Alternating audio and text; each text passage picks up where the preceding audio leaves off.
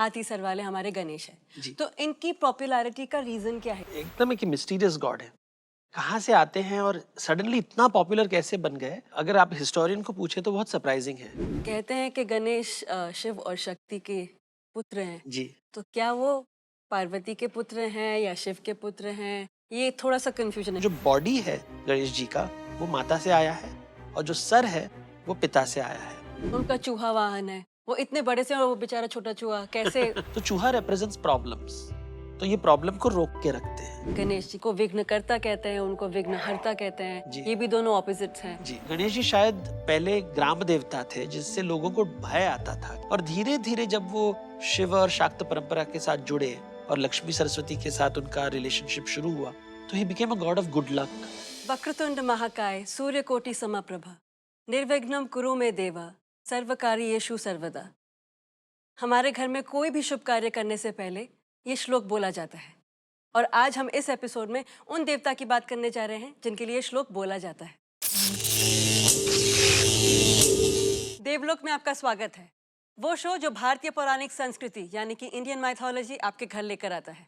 मैं हूं हिमांशी चौधरी और मेरे साथ है माइथोलॉजी एक्सपर्ट देवदत्त पटनायक। हिंदू पुराणों में सबसे ज्यादा जाने माने प्रसिद्ध 4 हाथ वाले हाथी सर वाले हमारे गणेश जी। हैं। तो इनकी पॉपुलैरिटी का रीजन क्या है, कैसे पॉपुलर हुए? तो गणेश एकदम एक मिस्टीरियस गॉड है। कहाँ से आते हैं और सडनली इतना पॉपुलर कैसे बन गए? अगर आप हिस्टोरियन को पूछे तो बहुत सरप्राइजिंग है। जैसे ये शब्द जो गणेश है या गणपति है, ये शब्द वेदों में मिलता है। लेकिन क्या वो जो हम गजानन की बात करते हैं, हाथी के सर वाले देवता को जिसको हम पूजते हैं आज, क्या उसी का वर्णन वेद में है? इसके स्कॉलर को गारंटी नहीं है क्योंकि वहां पे जब हम बोल रहे हैं गणपति, इसका मतलब है लीडर, गणों का राजा, गणों का लीडर। गण जैसे गणतंत्र, रिपब्लिक। गण का मतलब है गैंग, ग्रुप ऑफ पीपल, एक ट्राइब, तो उसका राजा। अभी वेद के पहले इंडस वैली सिविलाइजेशन था और वहां पे हाथी के सीन्स मिलते हैं। तो हाथी लोगों को पता था। जिसे हम गणेश मानते हैं वो रियली 1500 साल पहले इनका पहले बार ये मूर्तियां शुरू हो जाती हैं। सो 1500 साल पहले, और वेद तो 4000 साल पुराने हैं। तो ये पौराणिक काल में आते हैं और वो भी लेट पौराणिक काल में आते हैं। और यहाँ पे हम देखते हैं कि गणेश बिकम्स वेरी इंपॉर्टेंट, इतना इंपॉर्टेंट कि जब आदिशंकर लिख रहे थे अपनी किताबें, और आदिशंकर अबाउट 1000 years ago, उन्होंने कहा कि जैसा शैव मत होता है, जैसे वैष्णव मत होता है, जैसे शाक्त मत होता है, एक गणपत्य मत है। मतलब एक whole group of people who only focus on Ganesha, और गणेशा के माध्यम से वो भगवान का नाम लेते हैं। So Ganesh form becomes very important somewhere 1500 to 1000 years ago. One of the reasons for the popularity is basically क्योंकि महाराष्ट्र में जो मराठा संप्रदाय था और मराठा ग्रुप था, 18th century, 17th century, 18th century, Shivaji Maharaj के बाद जब पेशवाई आई थी और उस समय गायकवाड़, होलकर जो मराठा सरदार थे, इनके इष्ट देवता गणेश जी थे। और वो जहाँ पे गए वहां पे वो गणेश की पूजा लेके गए। तो ब्राह्मणों में गणेश था लेकिन वो शब्द था या उसका इतना इंपॉर्टेंस नहीं था, या छोटे देवता थे। लेकिन मराठा कॉन्फेडरेसी की वजह से, जो पेशवाई था, इसके वजह से चारों तरफ लोग गणेश के बारे में इंपॉर्टेंस, उनकी स्टोरी, उनकी इमेजेस, उनकी मूर्तियां सब जगह बहुत प्रसिद्ध होने लगी। So that becomes very important. So एक हिस्टोरिकल रीजन है। स्टार्टिंग फ्रॉम वेद में वेग है, पुराण, अर्ली पुराण में भी बहुत वेग है, लेटर पुराण में बहुत इंपॉर्टेंट आता है धीरे धीरे करके। लेकिन पेशवाई के वजह से बहुत इंपॉर्टेंस आता है 17th 18th सेंचुरी में, और उसके बाद ऑफ कोर्स बॉलीवुड। बॉलीवुड जिंदाबाद जी। अच्छा ये बताइए, कहते हैं कि गणेश शिव और शक्ति के पुत्र हैं। जी। तो क्या वो पार्वती के पुत्र हैं या शिव के पुत्र हैं? ये थोड़ा सा कंफ्यूजन है क्योंकि मैंने जो स्टोरी सुनी है उसमें ये बोला है कि वो पार्वती के हैं, पर ये भी बोलते हैं कि शिव जी के हैं। जी। तो इसका गणेश जी को अयोनिजा बोलते हैं। अयोनिजा का मतलब है जिनका गर्भ से जन्म नहीं हुआ है। तो उनका जन्म कैसे हुआ? स्टोरी कहते हैं कि एक देवी जाती है शिव जी के पास, शक्ति जाती है शिव जी पे, मुझे बच्चा चाहिए, आई वांट अ चाइल्ड। तो शिव जी कहते हैं लेकिन मुझे बच्चे की इच्छा नहीं है और मैं तो अनंत हूँ, आई विल नेवर डाई, तो मुझे पुत्र नहीं चाहिए। लेकिन तो गॉडेस कहती है कि नहीं मुझे बच्चा चाहिए। तो शिव जी कहते हैं, वो चले जाते हैं। तो शक्ति कहती है तो बिना शिव, बिना नायक मैं एक बच्चे को पैदा करूंगी।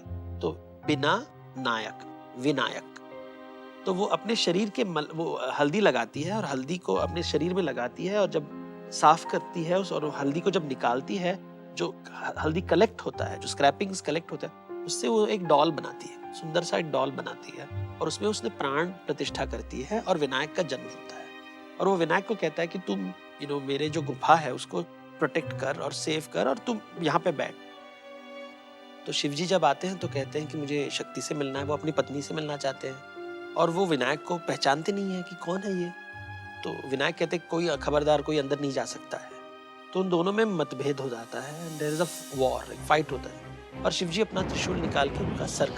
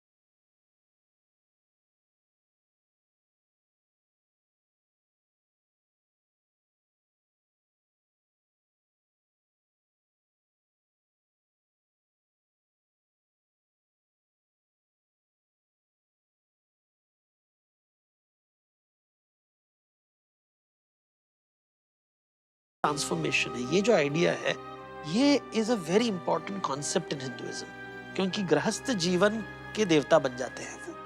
तो जो वेदों में हम कहते थे लीडर ऑफ मेन, जस्ट एक आइडिया था वहां पे, वो अभी यहाँ पे पहले बार शिवजी कहते हैं कि वो जो गणपति शब्द हमने वेदों में देखा था, और वहां पे we are not sure what it means, just leader. यहाँ पे वो कहते हैं कि मेरे गणों का पति होगा ये, मेरे जितने भी भक्त हैं, मेरे जितने भी फॉलोअर्स हैं, उनके लीडर गणेश जी होंगे। तो ये गणपति जो है, जो पौराणिक गणपति जो शिवजी ने नाम दिया है, और जो वेद का गणपति है, ये दो शब्द तो एक जैसे हैं, लेकिन इनका अर्थ शायद डिफरेंट है। यहाँ पे वो शिव शक्ति के बेटे हैं, और वहां पे सिर्फ लीडर हैं लोगों के। लेकिन ऑफ कोर्स जो भक्त है वो कहेगा कि नहीं नहीं, वेदों में से ही गणेश है, तो उनका विश्वास है, विश्वास को भी रिस्पेक्ट करना चाहिए। अच्छा, अभी बात करते हैं गणेश जी के रूप के बारे में जी। उनका हाथी सर है, उनका हाथी सर है। दूसरे लोगों को शायद ये, भारत के जो बाहर लोग रहते हैं उनको शायद ये ऑड लगे कि सिर्फ हाथी सर कैसे आ गया। जी, जी। उनका चूहा वाहन है, वो इतने बड़े से और वो बेचारा छोटा चूहा कैसे वो सिंबलिज्म क्या है, उनके सिंबल्स बाकी सब भगवान से इतने अलग कैसे हैं? तो गणेश जी का काम है बेसिकली बहुत अलग अलग विचारों को जोड़ना।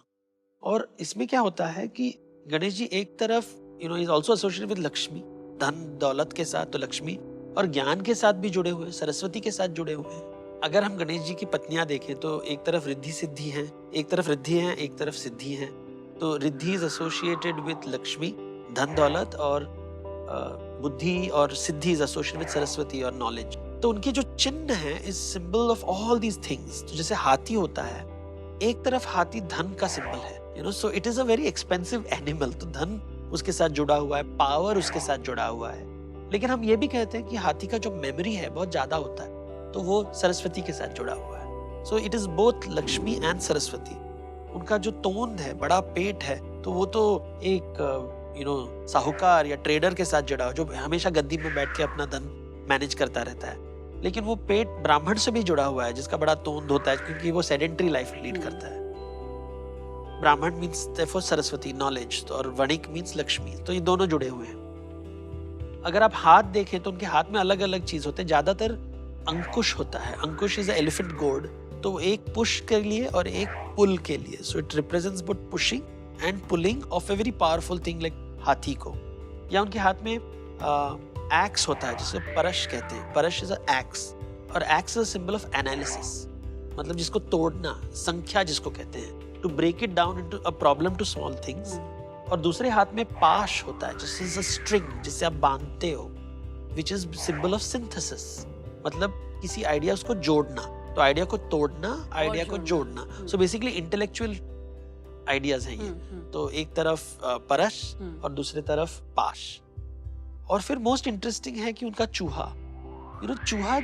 चूहा अभी एक एग्रीकल्चरल कम्युनिटी में, हम तो एग्रीकल्चरल कंट्री थे, खेती के देश है, तो यहाँ पे सबसे बड़ा फार्मर का सबसे ग्रेटेस्ट एनिमी क्या है? चूहा.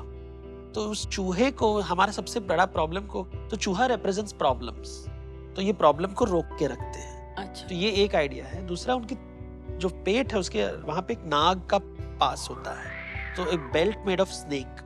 अभी snake is going to eat the rat, और गणेश के पास दोनों सुखी से रह रहे हैं. So nobody is afraid. ये प्रेडेटर है, वो प्रे है, तो प्रेडेटर को भूख नहीं है बिकॉज वो गणेश जी के पास है, तो वो रैट के पीछे नहीं दौड़ रहा है. और रैट इज ऑल्सो कंफर्टेबल कि ये मुझे नहीं खाएगा.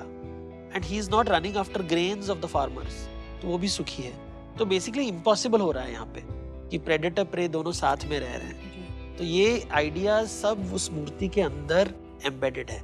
जैसे फिल्म मेकिंग में अगर कोई भी सीन में अगर आप बहुत पॉइंट्स डालोगे, जैसे बैकग्राउंड फोरग्राउंड में 10 चीजें, वो सीन बहुत पावरफुल होता है. वैसे इमेज में अगर आप बहुत सिंबल्स डालोगे और उसके हर सिंबल के ऊपर रहस्य के अंदर रहस्य होगा, वो सिंबल बहुत पावरफुल होता है. क्योंकि हम जब देखते हैं, जैसे वर्क ऑफ आर्ट को देखते हैं, तो हमारे मन में बहुत विचार आते हैं. तो Ganesh is that kind of a symbol. जितने भी देवी देवताएं हैं हमारे हिंदू परंपराओं में, उनमें से गणेश में सबसे ज्यादा सिंबल्स हैं. एंड इसलिए इनके इतने अनेक रूप होते हैं. हर भक्त अपने रूप से गणेश को बनाता है. कोई उसको विष्णु जी के रूप बनाता है, कोई उसको शिव जी का रूप बनाता है. आजकल तो बनाया है गणेश जी सेल्फी ले रहे हैं, ये भी बन गया है. और ये जो अमॉर्फस क्वालिटी है गणेश जी का, it is very important. This is what has made him very popular. अभी तो वो तोन भी निकाल दिया उन्होंने, अभी तो वहाँ 6 पैक डाल दिया. बट वो ठीक नहीं है, क्योंकि तोन से पैसा आता है. नेक्स्ट क्वेश्चन मैं आपसे पूछना चाह रही हूँ कि गणेश जी को विघ्नकर्ता कहते हैं, उनको विघ्नहर्ता कहते हैं. जी. ये भी दोनों ऑपोजिट्स हैं. जी. How did that happen? अभी गणेश की एवोल्यूशन, जैसे मैंने कहा कि पौराणिक काल में शुरू होता है, 1500 साल पहले. इसके पहले शायद हाथियों को लोग डरते थे, क्योंकि जो खेती में अगर एक मस्त हाथी बहुत ही डेंजरस एनिमल होता है, बहुत ही डेंजरस. एंड देयरफॉर हाथी से लोगों को, नॉर्मल लोगों को, जो वाइल्ड एलिफेंट है उससे डर लगता है.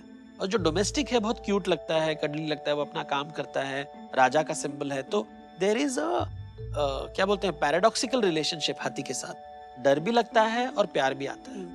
तो ये जो भाव है वो मूर्ति के साथ जुड़ा हुआ है, गणेश जी की मूर्ति. और गणेश जी शायद पहले ग्राम देवता थे, जिससे लोगों को भय आता था कि आप प्लीज हाथी को हमारे खेतों में मत लाइए. तो हाथी के देवता थे शायद. स्पेक्यूलेशन है ऑफ कोर्स. और धीरे धीरे जब वो शिव और शाक्त परंपरा के साथ जुड़े और लक्ष्मी सरस्वती के साथ उनका रिलेशनशिप शुरू हुआ, तो ही became a god of good luck, auspiciousness, की जो विघ्न को निकालता है. वो प्रेम के देवता बन गए कि आप हमारे जिंदगी में आइए, गुड लक लेके आइए. और आजकल हम इसीलिए गणेश पूजा करते हैं कि सब जगह प्रॉस्पेरिटी हो, सक्सेस हो, एफ्लुएंस हो, and hopefully India will benefit from it. आइए देखते हैं गणेश जी पर एक प्रसिद्ध कहानी. लंका के राजा कुबेर एक बार भगवान शिव से मिलने कैलाश पर्वत गए. उन्होंने भगवान शिव और माता पार्वती के लिए लंका में एक विशेष भोजन का आयोजन करवाया था. परंतु भगवान शिव और माता पार्वती उस समय कैलाश पर्वत छोड़ने की स्थिति में नहीं थे. उन्होंने राजा कुबेर से कहा कि उनके स्थान पर उनके पुत्र गणेश जी उनके अतिथि बनेंगे. शिव जी जानते थे कि राजा कुबेर का आमंत्रण अपने अतिथियों के स्वागत सत्कार के लिए नहीं था. वो आमंत्रण लंका नगरी की धन संपत्ति, रत्न आभूषण का प्रदर्शन करने के लिए था. लंका नगरी में राजा कुबेर के सेवकों ने गणेश जी के समक्ष उच्चतम भोजन परोसा. कुछ ही क्षणों में गणेश जी वो सारा भोजन समाप्त कर गए. और भोजन आयोजित किया गया, पर गणेश जी वो भी समाप्त कर गए तथा और भोजन का निवेदन किया. राजा कुबेर अपने रसोई घर से भोजन मंगवाते गए, गणेश जी इतने भूखे थे कि भोजन के सामने आते ही उसे समाप्त कर देते। कुछ ही समय के पश्चात राजभवन की रसोई खाली हो गई और आसपास के नगरों से और भोजन का प्रबंध किया गया, पर शीघ्र ही वो सारा भोजन भी समाप्त हो गया। अंततः राजा कुबेर ने गणेश जी के सामने हाथ जोड़े और कहा कि उनके पास गणेश जी के लिए और अन्न नहीं है। ये सुनकर गणेश जी बहुत दुखी हुए। उन्हें बहुत भूख लगी थी। थके हारे राजा कुबेर शिव जी के पास गए। उन्होंने शिव जी से क्षमा मांगी और इस घोर समस्या का समाधान पूछा। मुस्कुराकर शिव जी ने राजा कुबेर से कहा कि यदि उन्होंने गणेश की भूख मिटाने के लिए भोजन परोसा होता तो गणेश जी कब के संतुष्ट हो गए होते, परंतु राजा कुबेर ने केवल अपने धन के दिखावे के लिए भोजन का आयोजन करवाया था। और जिस प्रकार राजा कुबेर की धन की भूख नहीं मिटती, उसी प्रकार गणेश जी की खाने की भूख भी नहीं मिटती। पर यदि वो हृदय से गणेश जी को कुछ भी अर्पण करेंगे तो गणेश जी की भूख तुरंत मिट जाएगी। राजा कुबेर के रसोई घर में केवल कुछ चावल के दाने बचे हुए थे। इन्हें पकाकर जब गणेश जी को परोसा गया, एक क्षण में गणेश जी की भूख मिट गई। प्रसन्न होकर गणेश जी ने राजा कुबेर के सामने अपना आभार प्रकट किया और इस प्रकार लंका के राजा कुबेर ने एक अमूल्य सबक सीखा। जैसे हमने देखा, गणेश जी ने कुबेर का गर्भहरण किया। जी। अब इस स्टोरी का मतलब क्या है, इसका रहस्य क्या है? तो ये स्टोरी समझने के लिए पहले देखना चाहिए कि जो कुबेर हैं और गणेश जी हैं, दोनों मोटे हैं। You know, they are associated with being fat. मतलब ये दोनों यक्ष मूर्ति हैं। यक्ष मूर्ति का मतलब है, जैसे वो लाफिंग बुद्धा होता है, बड़ा तोंद होता है जिसका, तो उसे यक्ष मूर्ति कहते हैं। और ट्रेडिशनली यक्ष मूर्ति धन के साथ जुड़ा हुआ है, प्रॉस्पेरिटी के साथ जुड़ा हुआ है और कंटेंटमेंट के साथ भी जुड़ा हुआ है। अभी प्रॉस्पेरिटी और कंटेंटमेंट दो डिफरेंट इमोशंस है। एक प्रॉस्पेरिटी मतलब कितना पैसा आपके पास है, और कंटेंटमेंट की आपके पास सुख है कि नहीं। तो एक मेंटल है और एक फिजिकल है। तो ये डिफरेंस दिखा रहा है स्टोरी। और फिर वो स्टोरी में जैसे वो खाना परोसते रहते हैं और ये खाता रहता है। और द होल आइडिया दिखाने के लिए कि केवल भोग से भूख नहीं मिटती है। जानवर और मनुष्य में फर्क क्या है? जानवर को जितना खाना दोगे, एक बार उसका पेट भर गया, ही सैटिस्फाइड। लेकिन हम कल की भूख के बारे में सोच सकते हैं, परसों के भूख के बारे में सोच सकते हैं, 10 जन्मों के बाद का भूख सोच सकते हैं। तो हमारे लिए भोग कभी खत्म नहीं होगा। हमें जितना मिलेगा उतना हम उसको लेते रहेंगे। तो ग्रीड बेसिकली आता है। तो गणेश जी ये बताना चाहते हैं कि शिव जी के पास खाना नहीं है, लेकिन भूख मिटाने का रहस्य है। इसलिए शिव जी का नाम है कामंतका, जो भूख को मिटाता है, जो डिजायर को मिटाता है। तो यहाँ से मुझे भोग मिल रहा है कुबेर से, लेकिन भूख मिटाने की जो ज्ञान है वो शिव जी से मिलता है। ये है रहस्य। चलिए देवदत्त, अब टाइम आ गया है ऑडियंस से एक सवाल लेने का। नमस्ते सर। मैं ये पूछना चाह रहा था कि गणेश जी की पूजा हम कोई भी कार्य शुरू होने से पहले करते हैं। वो इतने प्रसिद्ध है, वो इतने महत्वपूर्ण है, मगर पूरे देश में भगवान शिव या भगवान विष्णु का स्थान उनसे ऊपर है। ऐसा क्यों? तो हमेशा याद रहना चाहिए कि हिंदुइज्म कोई एक सोर्स से नहीं आता है। तो ये अलग अलग नदियां बह रही हैं और वो इंटरसेक्ट करती रहती हैं अपने आप से। तो एक नदी ने कहा कि हिंदू ट्रिनिटी की कॉन्सेप्ट आ गई, तो वहां पे ब्रह्मा, विष्णु और शिव जी का नाम है। और एक नदी ने कहा कि नहीं, गणपति बहुत ही इंपॉर्टेंट डेटी है। तीसरी नदी ने कहा कि गणपति शिव और शक्त मत को जोड़ रही है। और अगर आप देखें तो सब जगह पे भी ये जो क्वेश्चन है जहाँ पे कहते हैं कि हर पूजा के पहले हम गणेश जी का नाम लेते हैं, ये 100% एक्यूरेट नहीं है। अच्छा। तो अगर शिव पुराण में देखें या शिव कथाओं में देखें तो कहते हैं कि शिव जी ने गणेश जी को वरदान दिया था कि पूजा के पहले हमेशा तुम्हारा नाम पहले दिया जाएगा। लेकिन ये शिव जी ने कहा था, विच मीन्स वैष्णव मत के लोग शायद ये नहीं मानेंगे। वो हमेशा विश्वक सेना का नाम लेंगे जो उनके गण का लीडर है। तो रूल्स हर जगह अलग अलग होते हैं। लेकिन आजकल क्या हो गया है, हम सब चीज को यूनिफाई करना चाहते हैं, होमोजेनस करना चाहते हैं। हमको डाइवर्सिटी से अनकंफर्टेबल लगता है। तो हमको एक आंसर चाहिए सब चीजों के लिए कि गणेश जी यहाँ पे फिक्स होना चाहिए, ये उनका एक ही रोल है। ऐसा नहीं होता है, समय से बदलता रहता है रूल्स। और ये जो कॉन्सेप्ट है स्पेशली गणेशा के थ्रू, ये देखना चाहिए कि कितना बदलाव आ रहा है हमारे सोसाइटी में। तो गणेश की हिस्ट्री से भी हमको पता चलता है कि इंडियन सोसाइटी एक जैसे नहीं थी, बहुत बदलाव आता है यहाँ पे। और जैसे साउथ ईस्ट एशिया में अगर आप जाओ तो वहाँ पे भी गणेश जी की मूर्ति है, लेकिन वो मंगल मूर्ति नहीं होते। मंगल मतलब ऑस्पिशियस, शुभ मूर्ति नहीं होते हैं। क्योंकि कहीं पे आपको दिखेंगे कि गणेश जी की मूर्ति के साथ ह्यूमन स्कल्स रखा गया है, क्योंकि ये तंत्र के देवता हैं जो 1000 साल पहले भारत से गए थे साउथ ईस्ट एशिया में, और ये बेसिकली बहुत ही भयानक रूप में होते हैं। या फिर शिव जी की एक फेमस स्टैच्यू है जिसका नाम है गजांतका, जहाँ पे वो हाथी को मारते हैं और वो हाथी का जो चमड़ा लेके नाचते हैं। तो क्या वो गजासुर और गणपति का कोई रिलेशनशिप है? अभी ये बता नहीं सकते, लेकिन दिखता तो है। एक मूर्ति है जहाँ पे आपने गणेश जी को, नॉट गणेश जी बट वो गजासुर को मारा है, और दूसरा इमेज है जहाँ पे आप गणपति को अपने गोदी पे लेके बैठे हो। तो कभी लगता है कि शायद कभी राइवलरी हुई होगी किसी संप्रदाय में, किसी समय में, और धीरे धीरे काइंड ऑफ टॉलरेंस आ गया, एक रिलेशनशिप आ गई, और धीरे धीरे जो नेगेटिव रिलेशनशिप था वो पॉजिटिव रिलेशनशिप में बदल गया। ये जो हिस्टोरिकल मेथड है, इससे पुराण की जो हिस्ट्री, हमको भारत के साइकोलॉजी बहुत समझ में आता है, लोगों की साइकोलॉजी समझ में आता है, और ये समझ में आता है कि हिंदुइज्म कितना डिफरेंट रिलीजन है, वो ऑर्गेनिकली शिफ्ट हो रहा है। जैसे बम्बई में तो आजकल तो गणपति कुछ नया रूप ही ले रहा है। जी, लोग जैसे पूजा कर रहे हैं, ये 100 साल पहले नहीं था। ये कैसे आया?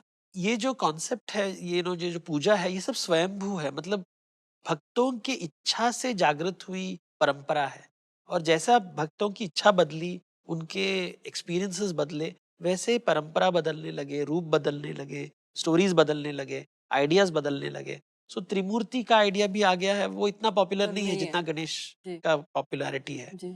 और हम उस पॉपुलैरिटी का अनुभव कर रहे हैं। आज के एपिसोड में हमने विनायक यानी कि गणेश के बारे में कई सारी इंटरेस्टिंग बातें की। अगले एपिसोड में हम किसी देवी या देवता या इंडियन माइथोलॉजी के किसी और विषय पर बात करेंगे। तब तक के लिए धन्यवाद।